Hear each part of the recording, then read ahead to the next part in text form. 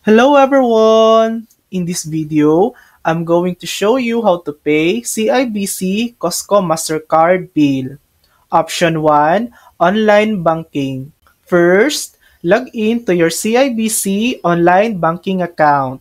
Go to Pay Bills. If you haven't added it yet, add CIBC Costco MasterCard as a payee.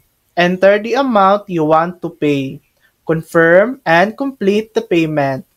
Option 2, Mobile Banking App. Download the CIBC Mobile Banking app, log in to your account. Tap on Pay Bills, add CIBC Costco MasterCard as a payee. Enter the payment amount, confirm the transaction. Other option, phone banking. You can also call your bank's customer service to pay by phone. And that's it. That's how to pay CIBC Costco MasterCard bill. Thanks for watching.